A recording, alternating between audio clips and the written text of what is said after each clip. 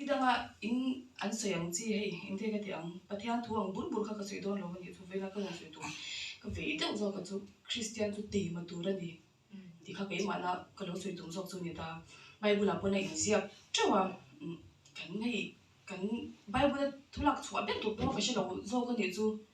ya la na eng be ding ka lak chuang le o ke ti ke te ka ngei to a chuanin helaya ka ring ro lo chu thu phing te a pona tam lu tu sil tu cham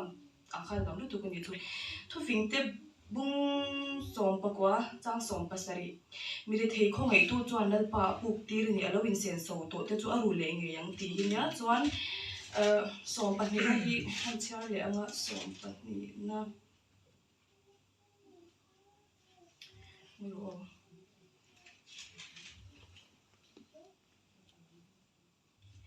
ta po hianin thu phing te bung som pa ni a po hianin chang som hi pasari na mi tha chia chuan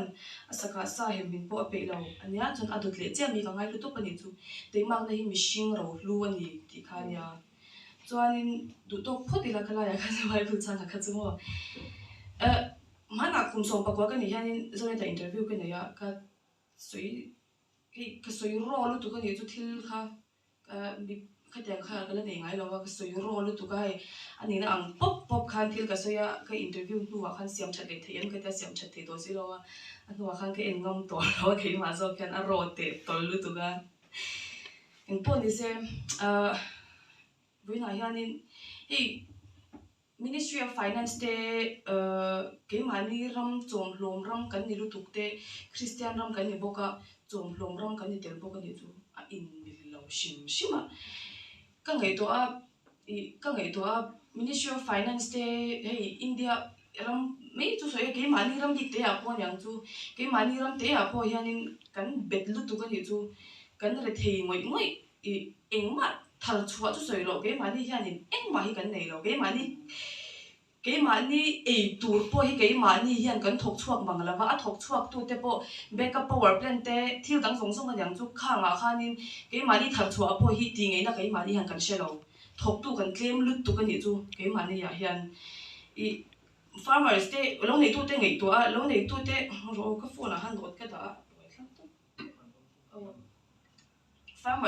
farmers te ngei to a an thorim ra zong ngei to a helaya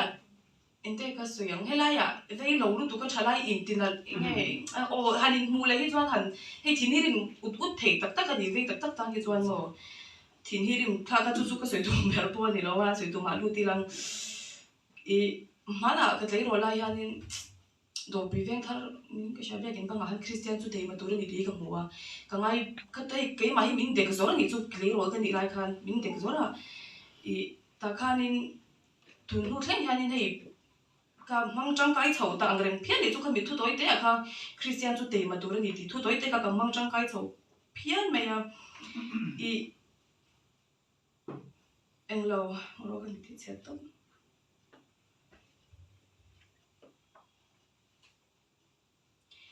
ta chagin chanam o achina khan poisa kharon so ya ka pian thar tir hianin I ka pian thar ka sum don huwa ka pian thar ni chu ka pian thar tir hianin poisa khalaw ani I sum tin reng sorry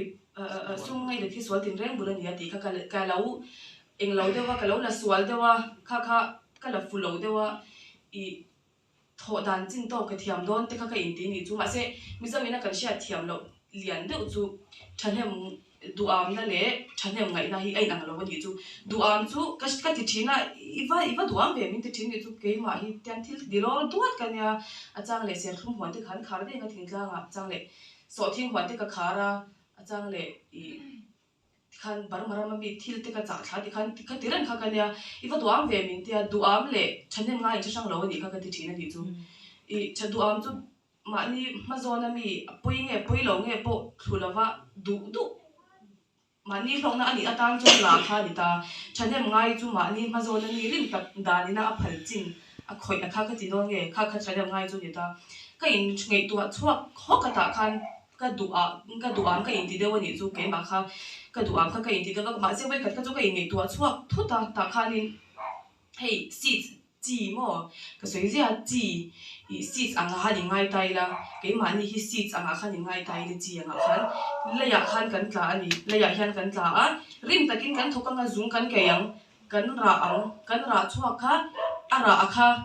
mi in real time te an ayanga a hlima mi an ron omang kan hlima chuan mi an omang chu a Christian viawani ai a bibikal tu kan ni I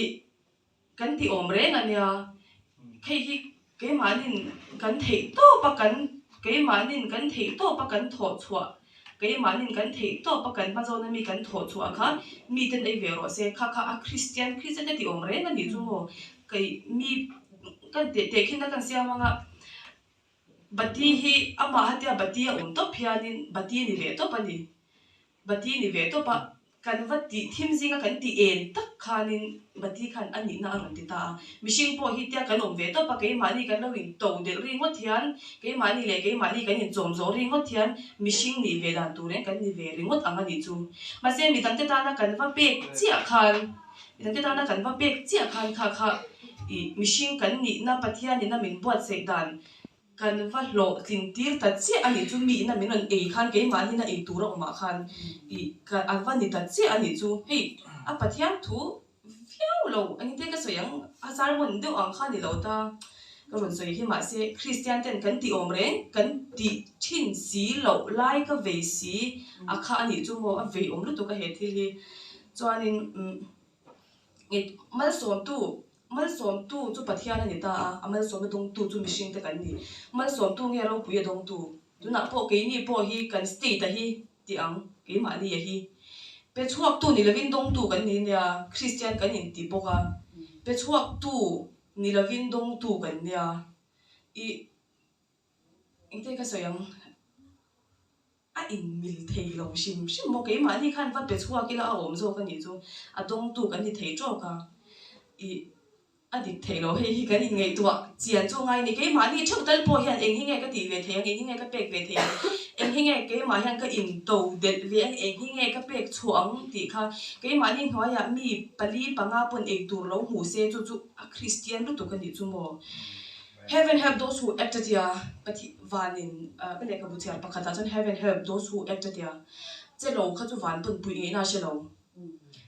by ka soi na em chu ka she lo ma se ka soi pop don ka ding ta sa ka soi don I kan by faith kan thia kan lo ti ring tir ko pon lo pon tu ma ka ti hau tak lo ti ni by faith kan thia engma kan tho chuan si lo wa by faith kan ti kong tam ta ka chuan eng lo ni chu mo by faith kan thia kan don ring mo ti adik che em mi na mi ran hu dan po kha adik lo tia chuan mo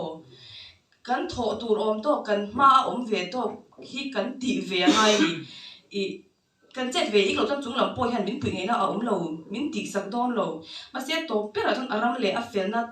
dik tak le thu oi le thiang lim tak kan tho dan ni ap dan na phal china hian eng po hi thokang u ram pangai te hi a Christian takin ram kan mangai hian akal dik don kan I violent te ka soi sia mo ka soi le don ka violent te daya ram ri buai zukin humru ri ngot thiram pangai ti lan na ni lawa I helaya kan in to del na kan helaya kan mani le ke mani kan lo in chom zo a kan rama mi mir thei jok te kan pek ve na kha ram mangai na chu nia I mir thei puk tir tu chuan ati chu mo pathian pon mir thei puk tir tu chuan ati I